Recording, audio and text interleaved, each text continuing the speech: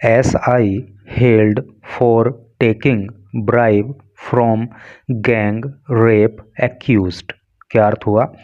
SI की full form होती है सब इंस्पेक्टर, जिसको हिंदी में उप निरीक्षक बोलते हैं और आम बोलचाल में दरोगा कहते हैं।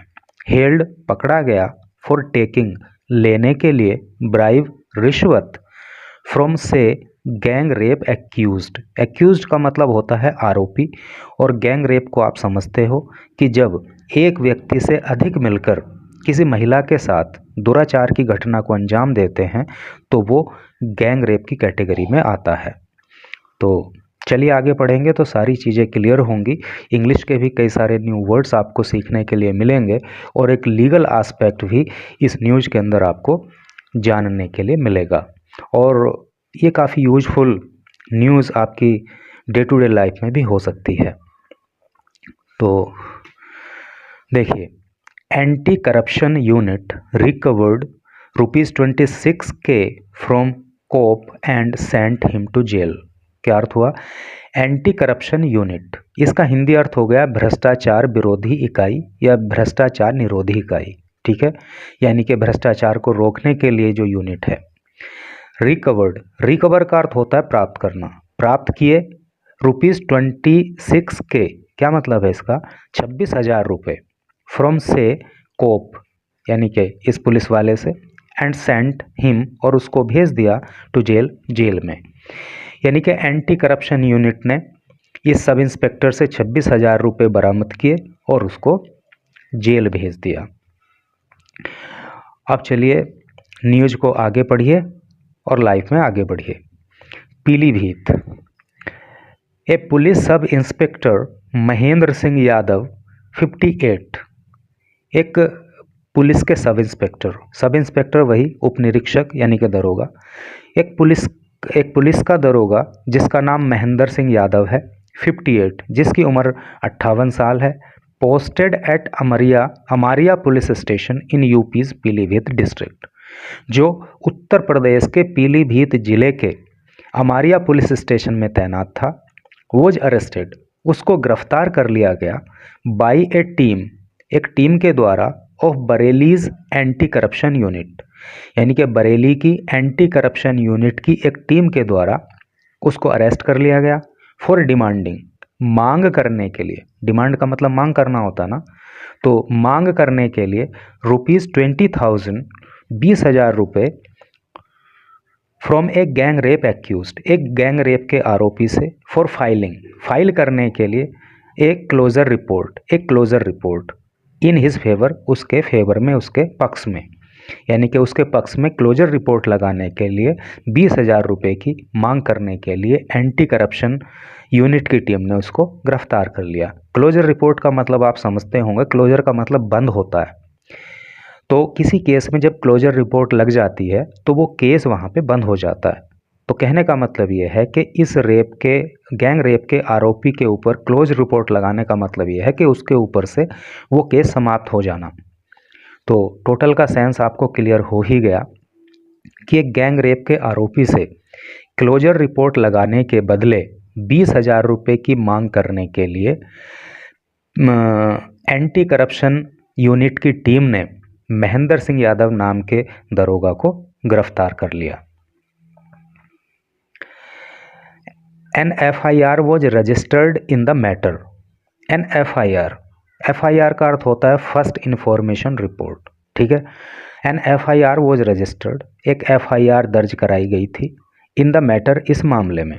ठीक है, यानी कि इस मामले में एक FIR दर्ज की गई बाय ऑफिसर इंचार्ज के द्वारा, of the anti corruption units team, anti corruption unit की टीम के ऑफिसर इंचार्ज के द्वारा इस मामले में एक FIR दर्ज की गई, जिनका नाम है Praveen Sanyal, at Sungarhi police station on Monday night, यानी कि मंडे की नाइट को सुनगढ़ी पुलिस स्टेशन में ऑफिसर इंचार्ज प्रवीण सान्याल के द्वारा इस मामले में एक रिपोर्ट दर्ज की गई। इन द FIR में सान्याल ने स्टेट किया, यानी कि FIR में सान्याल ने बताया, क्या बताया? A resident of Almora in Uttarakhand, resident का अर्थ होता है निवासी, ऑफ अल्मोड़ा, अल्मोड़ा का, इन उत्तराखंड, उत्तराखंड में। तो उत्तराखंड के अल्मोड़ा का रहने वाला एक व्यक्ति had approached the anti corruption units senior officer. तो उत्तराखंड के अल्मोड़ा के रहने वाले एक व्यक्ति ने एंटी करप्शन यूनिट के एक वरिष्ठ अधिकारी से संपर्क किया। अप्रोच का मतलब होता है पहुंच बनाना या संपर्क करना। तो उसने संपर्क किया with a written request. Written का मतलब लिखित में, रिक्वेस्ट मतलब प्रार्थना, टू कैच एसआई यादव। और उस व्यक्ति ने जो है लिखित में एक प्रार्थना पत्र भी लिया हुआ था और उसने जो है एसआई यादव को पकड़ने के लिए कहा। The Uttarakhand resident claimed. Uttarakhand के इस रेजिडेंट ने, इस निवासी ने क्लेम किया, दावा किया that he had filed a criminal case against a resident under Amaria police limits in Pilibhit in 2020 after his check of rupees 2 lakh bounced। क्या अर्थ हुआ कि उत्तराखंड के अल्मोड़ा के रहने वाले इस व्यक्ति ने यह दावा किया कि उसने जो है एक क्रिमिनल केस दर्ज कराया था। क्रिमिनल का मतलब होता है आपराधिक। एक आपराधिक मामला दर्ज कराया था किसके खिलाफ? A resident under Amaria police limits. Amaria police क्षेत्र में रहने वाले एक निवासी के खिलाफ, जो कि पीलीभीत के पीलीभीत जिले में आता है। तो 2020 में उसने उसके खिलाफ एक आपराधिक केस दर्ज कराया था after his cheque of rupees 2 lakh bounced, जब उसका 2 लाख रुपए का चेक बाउंस हो गया था। सेंस आपको पता लग ही रहा होगा कि पीलीभीत जिले में जो अमारिया पुलिस स्टेशन है, तो वहीं का रहने वाला एक व्यक्ति था। तो उसने जो है उत्तराखंड के अल्मोड़ा के रहने वाले इस व्यक्ति को कोई 2 लाख रुपए का चेक दिया होगा जो कि बाउंस हो गया। कुल मिलाकर अल्मोड़ा के उस व्यक्ति को पैसा नहीं मिला। तो उस व्यक्ति ने इस व्यक्ति के खिलाफ, यानी कि अमारिया पुलिस स्टेशन के अंतर्गत रहने वाले इस व्यक्ति के खिलाफ जो है आपराधिक मामला दर्ज कराया था 2020 में, जब उसका चेक बाउंस हो गया था। एक कोर्ट इन अल्मोड़ा स्टार्टेड हियरिंग। एक कोर्ट इन अल्मोड़ा, अल्मोड़ा में एक कोर्ट ने स्टार्ट शुरू कर दिया हियरिंग, सुनवाई। ठीक है, अल्मोड़ा के एक कोर्ट ने सुनवाई शुरू कर दी द मैटर, इस मामले में। ठीक है, the FIR further is said. इस FIR में आगे कहा गया है the Amaria resident wanted the Uttarakhand man to withdraw the case. The Amaria resident, Amaria का जो ये रहने वाला व्यक्ति था, वांटेड वो चाहता था द उत्तराखंड मैन, कि वो उत्तराखंड का आदमी टू विड्रॉ, वापस ले ले। विड्रॉ का मतलब होता है वापस लेना, वापस ले ले द केस, इस केस को। तो अमारिया का रहने वाला ये व्यक्ति चाहता था कि उत्तराखंड का व्यक्ति जिसने इस पर केस किया हुआ है वो अपना केस वापस ले ले। व्हेन ही डिडंट, जब उसने केस वापस नहीं लिया, the wife of the Amaria resident, तो अमारिया के रहने वाले उस व्यक्ति की पत्नी ने फाइल्ड, दर्ज करा दिया एन FIR, एक FIR with the charge of gang rape, gang rape के आरोप में अगेंस्ट 3 पीपल, 3 लोगों के। ठीक है, तो जब उत्तराखंड के उस व्यक्ति ने अमारिया के रहने वाले इस व्यक्ति के ऊपर से केस वापस नहीं लिया, तो अमारिया के इस व्यक्ति की पत्नी ने 3 लोगों के खिलाफ गैंग रेप का केस दर्ज करा दिया, इंक्लूडिंग द मैन, और वो आदमी भी इसमें शामिल है। कौन? फ्रॉम उत्तराखंड, उत्तराखंड से। अर्थात 3 लोग जिन पर FIR रेप के गैंग रेप केस में दर्ज हुई, तो उन 3 लोगों में उत्तराखंड का वो आदमी भी रहने वाला है।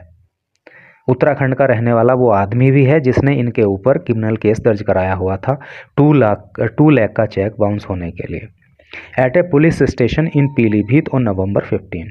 और ये FIR जो है 15 नवंबर को पीलीभीत के अंदर एक पुलिस स्टेशन में दर्ज करा दी गई।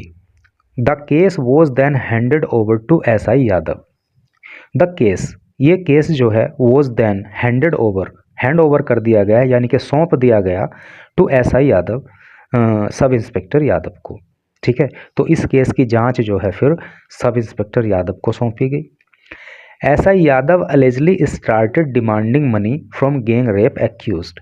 SI यादव यानी कि सब इंस्पेक्टर यादव ने एलिजली, कथित रूप से, स्टार्टेड डिमांडिंग, मांग करना शुरू कर दिया मनी पैसा फ्रॉम गैंग रेप एक्यूज्ड, इस गैंग रेप के आरोपी से। ठीक है, तो जांच करते समय जो है ना एसआई यादव ने इस गैंग रेप के आरोपी से पैसा मांगना शुरू कर दिया। Following the initial investigation, initial का मतलब होता है प्रारंभिक और इन्वेस्टिगेशन का मतलब होता है जांच। तो प्रारंभिक जांच के बाद सान्याल सेड, सान्याल ने कहा, हिज टीम रेडेड, रेड का मतलब होता है छापा मारना। तो सान्याल ने कहा कि उनकी टीम ने छापा मारा द प्लेस, उस स्थान पर, and sub inspector was caught red handed, red handed का मतलब होता है रंगे हाथ, और उस दरोगा को, उस उप निरीक्षक को जो है रंगे हाथ पकड़ लिया। द यूनिट रिकवर्ड अराउंड ₹26,000, और इस यूनिट ने, यानी कि जो यूनिट छापा मारने के लिए गई, तो उसने लगभग 26,000 रुपये उस सब इंस्पेक्टर से बरामद किए, इंक्लूडिंग द ब्राइब अमाउंट, और इसमें जो है वो जो रिश्वत का पैसा है वो भी शामिल है। एंड द एसआई फेल्ड, और एसआई फेल हो गया to provide an explanation of the amount source, और जो वो एसआई है यादव वो नहीं बता पाया कि ये पैसा कहाँ से आया, इस अमाउंट का सोर्स क्या है, इस पैसा आने का स्रोत क्या है, कहाँ से वो इस पैसे को लाया है, वो इस बात को नहीं बता पाया।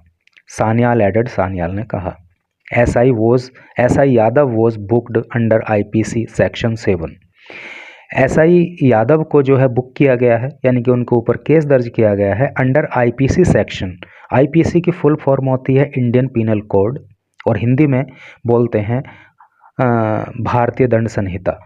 तो भारतीय दंड संहिता की धारा 7 में एसआई यादव के ऊपर केस दर्ज किया गया, और आईपीसी की धारा 7 क्या कहती है, accepting any gratification by a public servant other than lawful remuneration for an official act. क्या अर्थ हुआ, एक्सेप्टिंग, एक्सेप्ट का मतलब होता है स्वीकार करना, स्वीकार करना एनी ग्रेटिफिकेशन, देखिए ग्रेटिफिकेशन का मतलब होता है परितोष या सुख या सुविधा या पैसा या धन या कोई वस्तु, है नहीं।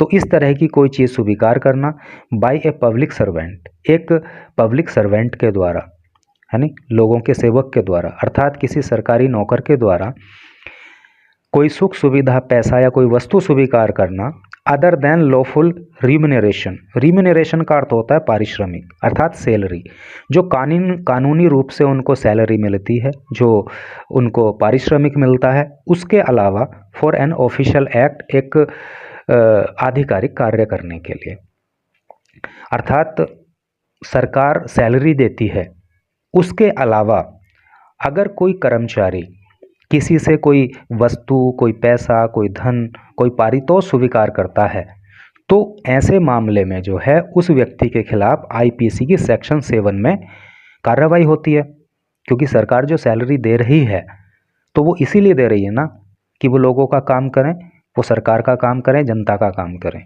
तो इस सैलरी के अलावा अगर कोई सरकारी कर्मचारी इस तरह से चीज़ें स्वीकार करता है, किसी से डिमांड करता है, मांग करता है, तो उसके ऊपर आईपीसी की सेक्शन 7 में कार्यवाही होती है, अमंग अदर्स। और दूसरी भी सेक्शंस में, दूसरी भी धाराओं में कार्यवाही हुई है। And sent to jail on Tuesday, और इस व्यक्ति को जो है, इस दरोगा को जो है ट्यूसडे को जेल भेज दिया गया। तो इस तरह से करके न्यूज़ थी। तो भाई जब कानून के रक्षक ही भक्षक अगर बनने लगे तो फिर तो ऐसी व्यवस्था का क्या ही कहना। देखिए वैसे तो पुलिसिंग जो है ना वो हम सब के लिए परम आवश्यक है, क्योंकि ज़रा सोचिए अगर पुलिस ना हो तो चारों ओर किस तरह से अराजकता का माहौल फैल जाएगा, किस तरह से कैओस की सिचुएशन क्रिएट हो जाएगी। तो व्यवस्था को मेंटेन करने के लिए, व्यवस्था का मैनेजमेंट करने के लिए पुलिस परम आवश्यक है। लेकिन कुछ एग्जाम्पल्स के आधार पर ये भी कहा जा सकता है कि पुलिस को भी कुछ मामलों में अपने बिहेवियर को, अपने व्यवहार को सुधारने की आवश्यकता है, क्योंकि in most of the examples, most of the cases ऐसा देखा जाता है कि जब एक आम आदमी पुलिस के सामने किसी बात को लेकर विरोध करता है, चाहे वो बात सही ही क्यों ना हो, तो कुछ पुलिस वाले तो इतने सभ्य और इतने समझदार होते हैं कि वो उस बात की गंभीरता को समझते हैं और उसको उस प्रॉब्लम को सॉर्ट आउट करने की कोशिश करते हैं। लेकिन कुछ पुलिस वाले तो एकदम गुस्से में आ जाते हैं, रौद्र रूप धारण कर लेते हैं और उस व्यक्ति के खिलाफ गाली गलौज करने लगते हैं। कई बार तो उसके साथ मारपीट भी कर देते हैं। तो इस तरह से नहीं होना चाहिए। ठीक है, अगर कोई व्यक्ति हिस्ट्री शीटर है, पेशेवर अपराधी है, तो उससे निपटने के लिए कुछ भी करो, लेकिन एक आम आदमी के साथ इस तरह की घटनाओं को अंजाम नहीं दिया जाना चाहिए। तो मुझे लगता है कि जिस तरह से पुलिस की फिजिकल ट्रेनिंग होती है, उसी तरह से उनके बिहेवियर को लेकर भी री इंजीनियरिंग होनी चाहिए और टाइम टू टाइम उनके बिहेवियर को लेकर काउंसलिंग होनी चाहिए। मैं सभी पुलिस वालों को नहीं बोल रहा हूँ, कुछ लोग बहुत सभ्य, बहुत समझदार, बहुत एमिएबल होते हैं, लेकिन कुछ लोग जो है थोड़ा सा अलग ही दिमाग के होते हैं। तो एक मैं आपको एक वीडियो का एग्जांपल दूँ। मैंने एक वीडियो यूट्यूब पर देखी थी, उसमें एक यूनिवर्सिटी के प्रोफेसर थे। तो वो यूनिवर्सिटी से अपने घर जा रहे थे अपने स्कूटर पे। तो क्या हुआ कि रास्ते में जो है वाहनों की चेकिंग हो रही थी, तो उनको वहाँ पे रोक लिया गया और उनसे उनकी स्कूटी को साइड में खड़ा करने के लिए बोला गया। उन्होंने बड़े आराम से अपनी स्कूटी को साइड खड़ा कर लिया। तभी एक पुलिस वाला आया और उनकी स्कूटी की चाबी निकालने लगा। उन्होंने चाबी निकालने का विरोध किया। उन्होंने कहा कि भाई ठीक है, आपको जो मेरे डॉक्यूमेंट चेक करने गाड़ी के वो कर लीजिए, बाकी जो भी बनता है उसको कीजिए। तो इस बात पे साहब वो पुलिस वाला भड़क गया, वो उनके साथ गाली गलौज करने लगा और यहाँ तक कि उनको कई सारे थप्पड़ भी मार दिए।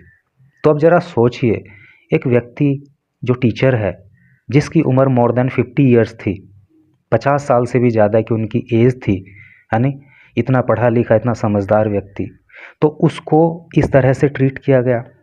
तो ये कितनी गलत बात है, ऐसा नहीं होना चाहिए। बल्कि मैं समझता हूँ कि पुलिस का व्यवहार, मुझे लगता है कि पुलिस का व्यवहार ऐसा होना चाहिए कि अपराधी तो पुलिस से डरें, कांपें, लेकिन एक आम आदमी पुलिस को अपना मित्र समझे। पुलिस का व्यवहार ऐसा हो कि वो अपनी बात पुलिस के सामने रखने में बिल्कुल भी डरे नहीं, बल्कि एकदम उसको अपने फ्रेंड की जैसे ट्रीट करे। तो thanks for watching the video till last.